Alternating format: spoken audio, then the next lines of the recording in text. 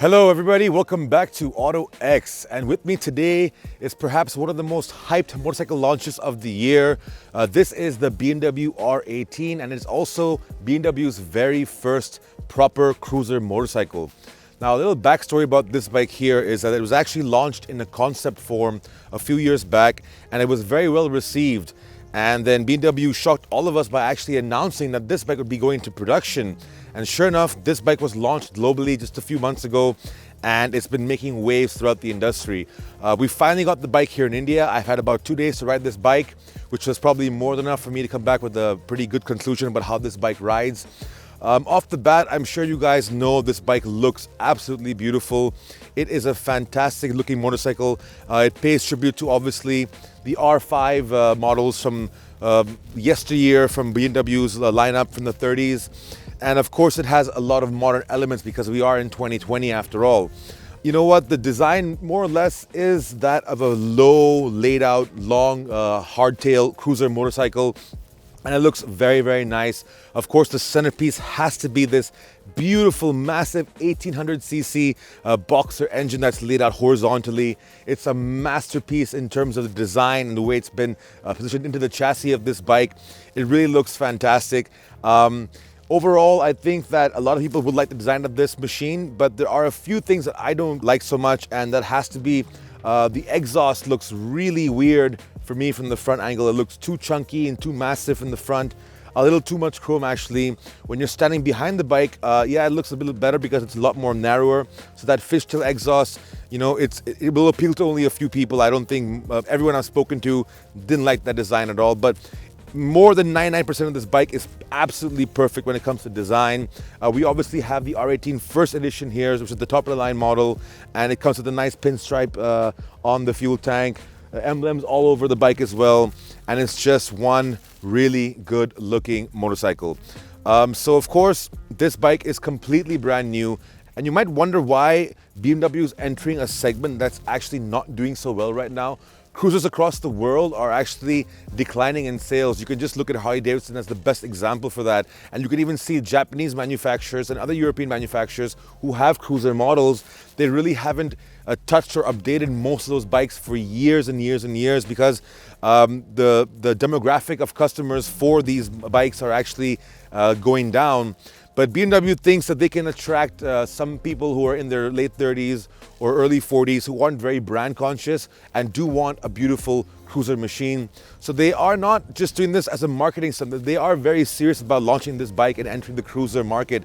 So it's very interesting to see how they've made this product. And I've been riding this bike all over India on the highways in the city for about 2 days now. And there are a few things I want to point out. The first thing obviously is that this new engine, the 1800cc engine, is a masterpiece in terms of engineering. It is absolutely beautiful. I love the way this engine feels. As soon as you start the bike right away, because the engine's placed horizontally against the chassis, you can feel the pistons hitting up side to side and the bike kind of leans to the left, so you know it comes to life right there. And the push rods are visible right from the rider's seat, and it just looks really, really nice. In fact, when you're riding the bike, you can't help but keep looking down at the engine because it's right there, right in front of you. So yes, the overall performance also is fantastic. This one is the largest boxer engine ever made from BMW and also one of the most powerful engines ever made from BMW for the boxer lineup. And this one gets about 90 brake horsepower and about 158 Nm of torque. So that's a lot of power for this low slung, nice power cruiser.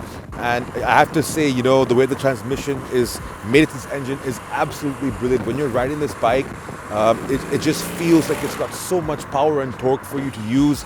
And thankfully it's got ride-by-wire as well, so you have 3 different riding modes. Now, I know Germans don't have the best sense of humor, but they named the riding modes rain, roll, and rock. Rain, obviously, you get less throttle response. It's very lazy, in fact, and you can do some very nice, easy cruising, of course, when it's wet. Then you have roll, which slightly improves the throttle response, so you get a much more comfortable, laid-back cruiser feel. And then you have rock, which is the highest level of throttle response, and that really makes the bike like really move forward as soon as you twist down on the throttle. So these 3 riding modes allow you to have a different personality for your bike depending on your riding style and how you feel on that day. And it really does work very well with this system, and I love the way the throttle response plays in a rock, because you really get to get that full proper performance from this motorcycle, and the engine is just fantastic. It doesn't rev very high. The mid-range is about 2,000 to 4,000 RPM, and you get all of that torque everywhere throughout that rev range, and it's absolutely beautiful. It's a fantastic pickup. It's definitely not sports bike pickup, but it is enough for you to hold onto the bike handlebars, and it's just very, very good. The second thing is the refinement of this engine. It is such a beautifully buttery smooth engine. You know, when you're riding it, it feels like it's from a different world altogether. I've never felt a twin engine like this that is so smooth. The closest thing that comes to mind is probably the engines from Polaris on the Indian Chieftain. That engine is super smooth for a V-twin.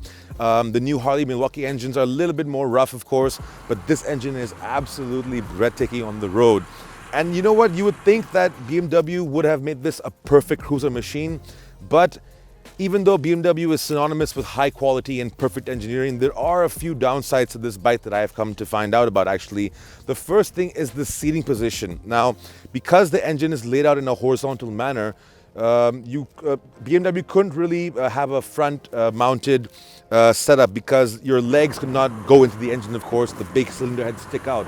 So what they have is a mid-mounted control situation here. So when you sit on the bike, obviously the seat is very low. But for taller riders with this mid-mounted position, your legs feel very cramped. The handlebar position obviously is pretty good. It's nice and wide and straight up in front of your chest, so that's very nice and comfortable. But really, there is a little bit of a cramped feeling when you're riding this motorcycle. It does feel a lot more like a roadster instead of a power cruiser. That's how you feel on this bike. And because it's a hardtail setup, the suspension is very, very stiff. This is probably one of the most stiff cruiser bikes I've ridden in my life. And on the first day when I was riding yesterday, I was mostly in central Delhi where we had nice roads and then on the highway. But then today, to get this location, we had to go to some very bad roads. And I have to say that this was the most uncomfortable suspension setup that I've ever witnessed on or experienced on a bike like this. You would have expected a lot more from BMW.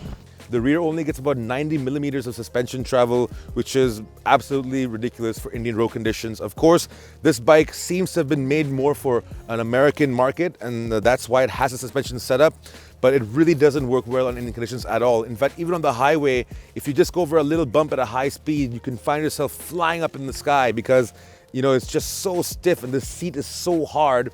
It's really, really something that, you know, I would reconsider when I buy this bike. And of course, then there are some things on the bike that, you know, that don't feel so good ergonomically. Again, it's because the engine is laid out right in front of your feet. The gear lever, it's kind of hard to downshift sometimes, and that's not really the most comfortable situation in traffic. And then of course, there isn't much wind protection on this bike either, so when you're cruising on the highway, you get a really hard blast of wind coming towards you. And another thing I want to mention is that because BMW claims that this is a cruiser, for the price you're paying for this, I believe the base model starts at about 19 lakh rupees.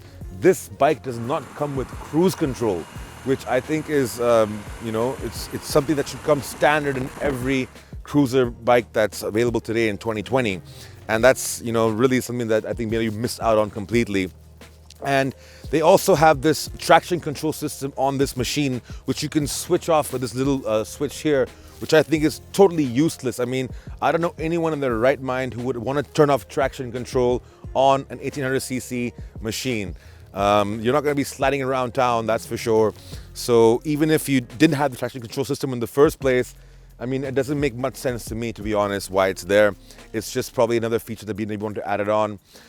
So these are the little things that you would think BMW would have looked into because, you know, they are one of the best bike manufacturers on the planet. But these things really, you know, they don't really make the bike all that fun and great to ride. Yes, it's a very powerful engine, very smooth engine, and the bike handles really well. It's about 340 kilograms, which is very, very heavy, but all that weight is right down towards the ground because of the engine position and of course the way it's laid out. So you don't feel that much weight when you're riding, but at slower speeds in traffic, that weight really plays a toll on the way you can handle and maneuver the bike, especially when you're pulling in and out. And I do believe that this also comes with the optional reverse gear, which you can use, which will be very helpful for you. So there are a lot of great things about the bike. Of course, the design is fantastic. It looks absolutely breathtaking on the road. The engine is a masterpiece. I love the way the retro design is here. Very long wheelbase, very low seat height, nice wide handlebars. And it's just a very, very nice looking, unique machine. There's nothing else out there that looks like this on the road. So that's probably one of the plus points for someone who buys this bike, is that they will have a very unique machine that not many people have. Another great thing about the engine is that it can cruise for sure at high speeds, for hours and hours. It's a very good engine that, feels pliant and very comfortable at all speeds and all revs. But the only problem here is that the sound from the engine is very weak.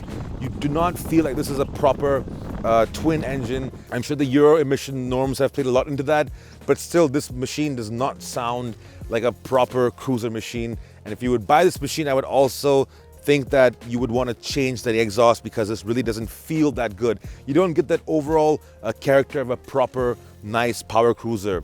Especially a retro one, because retro motorcycles were very loud and a lot of people like that loud sensation. So these are little things that, I think people should take into consideration. The bike, which we have, is the first edition. That's about 22 lakhs on road. So that's a lot of money for a bike that doesn't offer too much in terms of technology and, of course, comfort. But still, if you want to push this bike very hard, it does ride very well. Handles brilliantly. If you have the right roads, very smooth roads, it's a lot of fun. But this is more of a weekend rider. It's not something you want to take on long cross-country trips with. This is something you want to ride around the city for just brief moments, or on a weekend ride with your friends. Another thing I want to mention is that this beautiful single instrument cluster here is very good, but there's no fuel gauge. I mean, you would expect BMW to put a fuel gauge on this machine. It's 2020, guys. I mean, seriously, like, this is something that everyone wants on their bike. You want to know how many miles you can go on a full tank. You want to know how many miles you have left. You want to know how much fuel is in your bike. It's just common sense. Everyone wants that. Every other competitor in this segment at this same price point offers so much more in terms of features and what you can do and see and information. There's no Bluetooth, there's no phone connectivity. So there are a lot of things that are missing for sure. As an overall product, yes, it is, it's fantastic in terms of, it's a niche product. That's what's the main thing about this bike is. And I, by the way, am a very big fan of BMW motorcycles. I love their bikes, every one of them. And they make some of the best bikes on the planet. But I have to say, I was very excited to get this bike to ride it. But after riding for 2 days, I was a little bit disappointed to find out that BMW certainly has missed out on a few things. But, to give them credit, this is their first proper model in the cruiser segment. So I will cut them some slack. Hopefully they can improve later on down the years if they do decide to stay within this segment. So it's certainly not going to be a Harley killer. It definitely is a very exclusive machine. It kind of falls into the Indian chieftain range for sure. And it does offer that exclusivity for sure, plus the BMW badges on it. And it has that beautiful, beautiful boxer engine. So those are the main highlights of this bike. So yes, that is my review of the BMW R18. If you have any comments or questions, please go ahead and put them in the section below. And make sure to like this video and subscribe to our YouTube channel.